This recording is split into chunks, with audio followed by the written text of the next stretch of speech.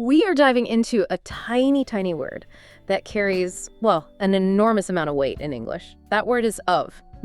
When should you say some people? And when is it, absolutely mandatory to say some of the people? It's such a common question. And that little switch, it really does control everything. Precision, context. It honestly trips up even advanced speakers. It does. It's true. The difference between speaking generally about, the world and pointing a very specific finger at a defined group is just essential for clear communication. So for this deep dive, we are basically becoming your personal language coaches. That's the plan. Our mission is to give you a definitive shortcut for using what we call precise quantifiers. Words like all, most, some, none, and half. And we have a fantastic source to guide us. It's a short, instructive dialogue between two fictional characters, rabbit and cat. And it perfectly illustrates every single major rule. We're going to use their conversation as our foundation. First, we'll perform the full scene. And then we'll dig right into the grammatical architecture of every single sentence. By the time we're done, you will master the off switch. All right, let's listen in. The scene is a counseling workshop. Here we go. Kat, I'm drafting some notes for our group therapy session, but I'm struggling with the phrasing. I wrote, some of patients feel anxious. Is that correct? Not quite, Rabbit. You have to be careful with of. If you are talking about patients in general, you just say some patients. Oh. If you mean the specific patients in your group, then you say some of the patients. Ah, I see. So it's like saying all cars have wheels, right? If I'm speaking about the general nature of people, I should say many people find it hard to talk about feelings, or some people are very unfriendly when they are stressed. Exactly. You don't say some of people. And remember, when you use most as a general term, don't add the. Okay. For example, you should write, most tourists don't visit the quiet clinics in this part of town, or most days I'm at home to help clients. That makes sense. So when do I definitely need the of? Use some of, most of, or none of when you follow it with a pointer, like the this, my, or even ands. For example, you could say, some of the people I work with are very friendly, or none of this money from the grant is mine. Okay, so if I'm looking at a bookshelf in the clinic, I'd ask a patient, have you read any of these books? Perfect. Or if you were sick, you'd say, I spent most of the day in bed. Now, here's a little shortcut. Ooh. For all and half, you don't actually need the of before a noun. You can say, all my friends live in London, or all of my friends. You can say, half this money is for the clinic, or half of this money. I think I'm getting it. So all flowers are beautiful flowers everywhere, but all of the flowers in this garden are beautiful if I'm pointing at specific ones in our therapy garden. You've got it. Now, what about using pronouns like us, you, or them? Let me try. If a patient asks how many people I know at the hospital, I could say none of them, or a few of them. Yep. Or if I'm inviting a group to a session, I'd ask, do any of you want to come to a group session tonight? Spot on. And just remember, with those pronouns, all and half must have the of. You have to say all of us, or half of them. You can't leave it out there. That's a vital distinction. Can I also use these words alone? Like if I'm talking about different types of coping mechanisms? Definitely. You could say some coping skills work for everyone and some have to be personalized. You don't need to repeat the noun. Or a few of the local clinics were open, but most were closed. And I suppose for the budget, I could say half of this funding is for the staff and half is for the patients. Exactly. You don't need to say the half. You're ready for the session, Rabbit. Okay, let's unpack that. That was a really efficient little scene. It really was. Rabbit's first mistake. Some of patients feel anxious. That just perfectly captures the core confusion right out of the gate. Absolutely. The entire lesson just revolves around those two competing ideas. Yeah. General statements versus specific statements. Right. So Kat's immediate correction was, some patients feel anxious. Exactly. And that establishes our primary rule. If you are talking about things in general, patients everywhere, cars everywhere, any abstract group, you speak directly. No of. No of.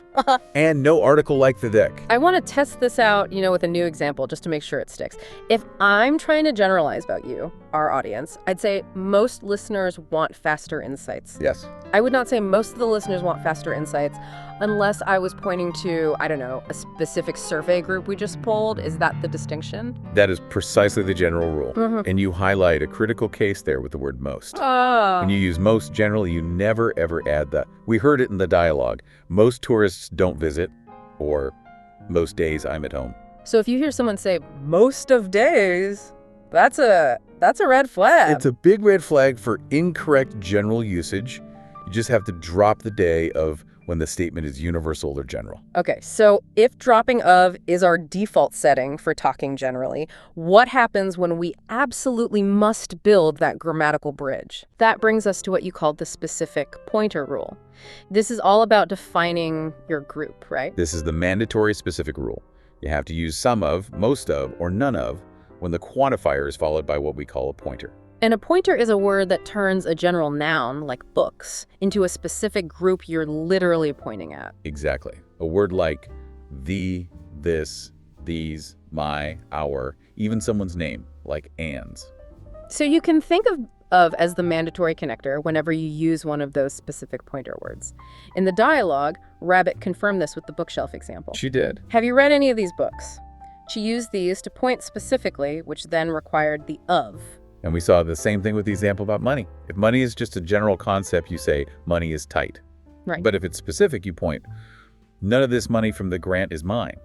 The word this specifies the money, and that forces you to use of. And this holds true for everything. People, objects, even time. Yes, the example I spent most of the day in bed is perfect. The acts as the pointer, turning the general idea of a day into one specific day. Okay, now we're moving beyond that simple general versus specific rule and into the, let's call it the exception zone. Yeah. Starting with all and half. Why do these two get special treatment? What's so fascinating here is just their flexibility when you use them with a noun. For all and half, when they come before a noun or a pointer phrase like my friends or this money, the word of suddenly becomes optional. Oh, that's interesting. So it's grammatically correct to say either all my friends or all of my friends. Both are perfect. That is actually really helpful for learners because it gives them two correct choices. The choice then just comes down to, what, emphasis? Or maybe the rhythm of the sentence? I think so. For instance, half this budget is for staff versus half this budget is for staff. Right. Both are totally fine, but the one with of can feel a little more measured, a bit more formal sometimes. So the core takeaway is if you're using all or half and it's followed by a noun, you're safe either way. You are safe either way. And Rabbit's final summary in the dialogue was just perfect. She synthesized the whole thing. Right, she said, all flowers are beautiful. Which is general, no of. Versus, all of the flowers in this garden are beautiful. Which is specific. And the of is optional, but it feels really natural there because the pointer phrase in this garden is a bit more complex. Now for the final, and I would argue the most important distinction, Okay. the rules change again, and they get much stricter when we start dealing with pronouns. Words like us, them, it, or you. This is such an important point because pronouns, by their very nature, are already pointers. They're pointing to something specific that's already been mentioned. So you have to treat them like specific groups. You must. Yeah. And therefore, quantifiers must use of before pronouns. You are required to connect the number, the quantifier, to the object, the pronoun, with that grammatical bridge. So you always say, none of them, or a few of them. You can't say none them, or few us. It just sounds wrong.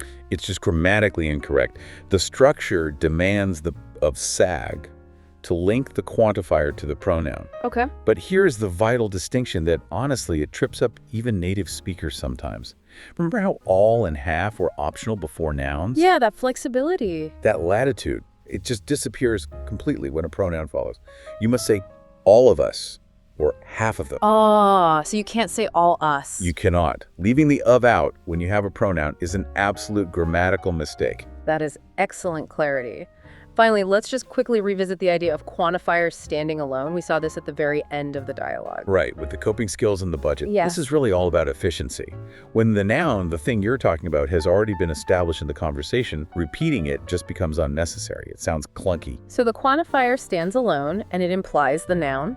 Exactly. For example, some coping skills work for everyone, and some have to be personalized. The context fills that gap.